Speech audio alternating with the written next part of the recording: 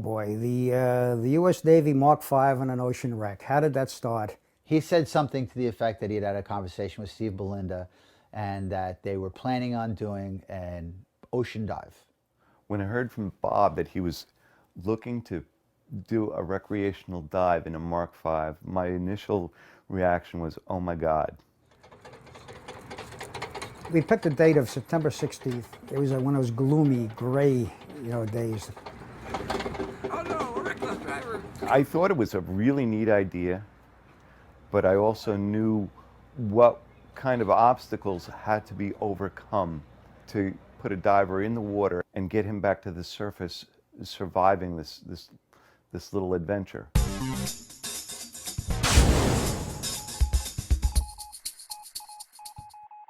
It started out as, if you want to call it a joke. I met with Steve Belinda one afternoon. I kind of mentioned, yeah, we kind of do these Mark V dives in rallies and rivers and creeks and pools and aquariums. I said, wouldn't it be something to do this on an offshore dive wreck? You gotta understand now, I was only kidding. I had absolutely no intentions of ever doing something like this. He comes across with this very laid-back, nonchalant attitude. Yeah, let's make it happen. I didn't give it a thought. So, next day I get a call and he says, Bob, we got a dive boat. We needed a good diver. We needed somebody, somebody that knows equipment, is a good diver, not claustrophobic, definitely. And we started going through the list of who we picked for a Mark V diver. I was under consideration. Bill Pfeiffer, he kept saying that he wanted to be the diver, and I have no objections. Asked if I would be interested in doing it, and I'd saw off my left leg to do that. So I told him yes, absolutely, without a doubt. I was extremely excited. I love an adventure, and this is top on the list. I've done a lot of crazy things in my life, but this was, certainly something that I was going to be very proud of, and I was, really looking forward to it. So, okay, now we have a diver. Now we need a safety diver. Okay, where are we going to find a safety diver? Ray was the guy. He was picked for the job as a safety diver for a reason, because he's very good, he's very comfortable. I knew that if there was some kind of a problem, even if I couldn't communicate it, he would be there and he could do that. My job was to make sure, essentially to be the second pair of eyes for the Mark V diver. So now we started putting together a crew. We brought in a couple of scuba divers to kind of assist on everything. And the rest now is getting a date. We went through the whole summer going, well, maybe in 2 weeks, maybe in 3 weeks, maybe next month. And finally it got to the point where we're running out of summer now. We're going to get into the fall weather, which is going to be very temperamental, quirky, and we really need to get this done. So at this point, I guess in August sometime, we picked a September date. Bill Redding and Steve Belinda decided that the Black Warrior out of Brooklyn, New York would be the ideal wreck to make this first dive. The Black Warrior was a 225-foot-long wooden ship, fully rigged with sails and 2 steam-powered paddle wheels. She was used to transport mail, passengers, cargo, mostly between New York, New Orleans, and Havana, Cuba. On February 20th, 1859, the Black Warrior sailed into thick fog and struck a sandbar just off the coast of New York. All passengers, crew, and cargo were safely brought ashore. A week later, she was battered to pieces by a strong winter gale. The wreckage of the Black Warrior is scattered over a large area at a depth of 35 feet, 6 miles southwest of East Rockaway Inlet. A prominent fixture among the decaying timbers is the boiler, rising up 10 feet above the sandy bottom. And everybody's really just looking at the weather, because that's the only thing that's going to shut us down now. Everything else is taken care of, the equipment's been serviced, everything's ready to rock. We had a lot of equipment to load. Got it. 2 compressors. We had backup air, we had backup communication. The volume tanks, the airlines, the umbilicals, it was literally hundreds and hundreds of pounds of equipment that have to go onto this boat. We get on the boat, we're going out, people are working on the comms, checking, making sure that everything works. Just a lot of last-minute checks. I'm going to go and tie the boat to the wreck. This way, then we're tied in, then we're going to put a down line so the hard hat diver can go down and do the dive. Ooh, sorry. Bye, George. Yeehaw. I was the backside tender, and Wayne Collins was the front tender. He was in charge of pretty much Bill's life, if you want to call it that. Okay, now turn around and bend over. It was even the night before the dive that I called Bob and asked him what dress he was using on the diver, because I was really afraid that if somebody went in the water and a seam split on one of the older dresses that we normally used, that the suit would flood with water and an unexperienced diver wouldn't know what to do and could possibly drown.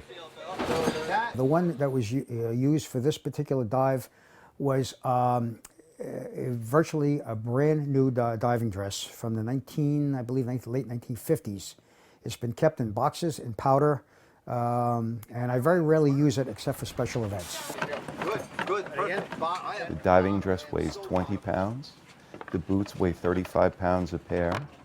The weight belt weighs 85 pounds, and the helmet and breastplate assembly weigh another 64 pounds.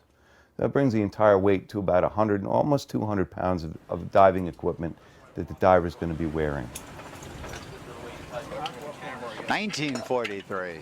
The diving equipment that we used for that is basically U.S. Navy Mark V Schrader helmet made in Brooklyn, New York in 1943.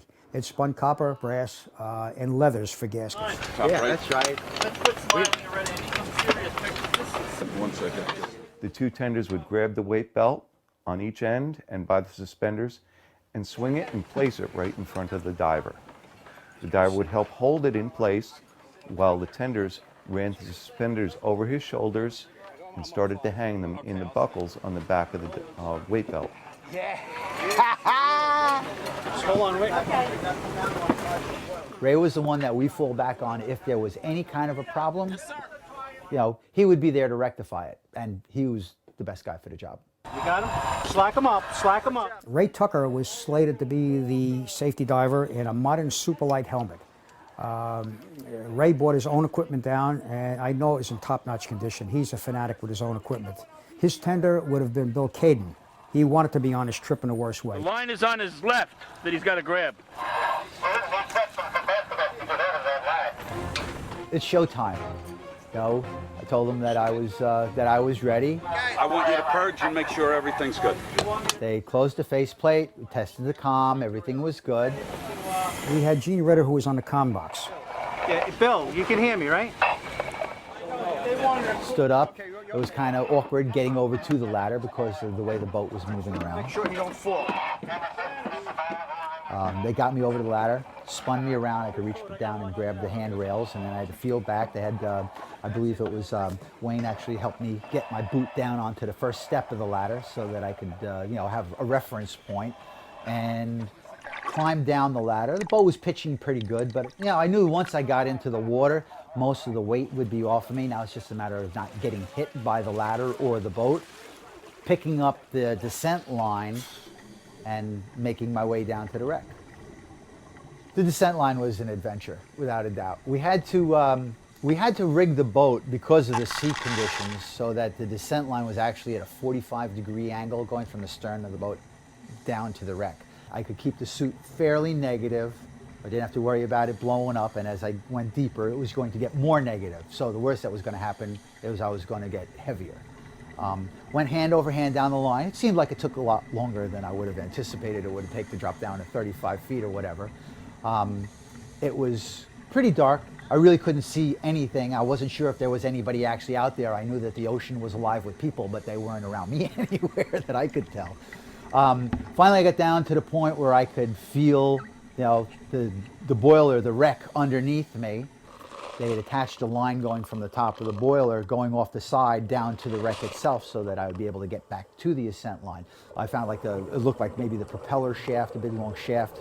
I climbed underneath it. And I started digging things, pulling stuff out. I was going to find something, but I don't think I got anything but rocks.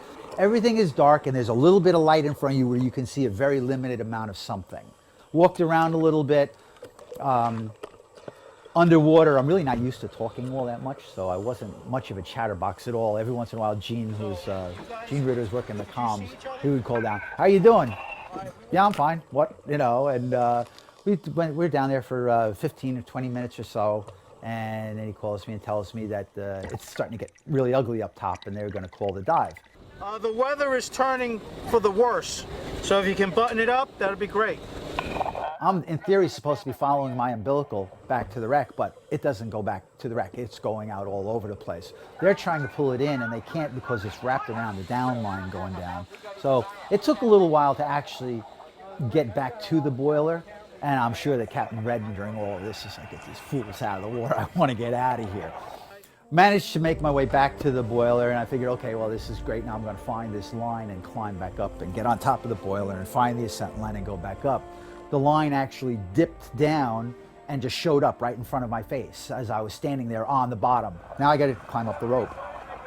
And it was a little harder going up. So now they've got the safety divers working to try and pull in all of this excess umbilical and get it all on the boat, hopefully before I do.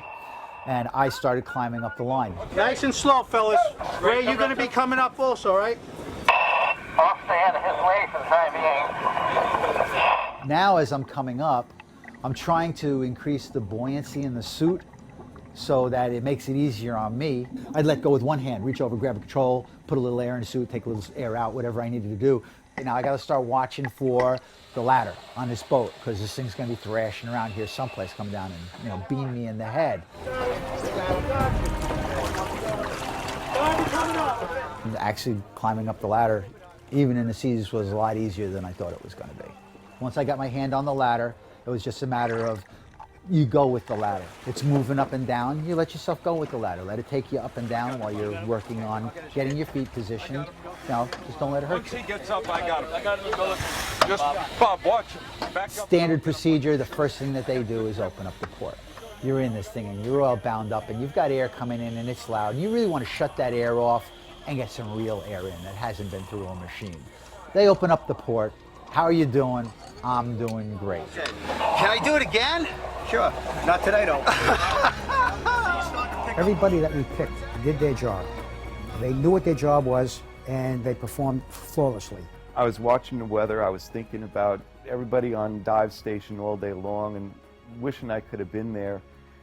I called Bob the next day and I asked him how did everything do, and he said that it went off without too many problems. He had returned to the surface safely and that he's a real man for it now. I would love to take the crew and go out and do the whole thing all over again. It'd be fantastic.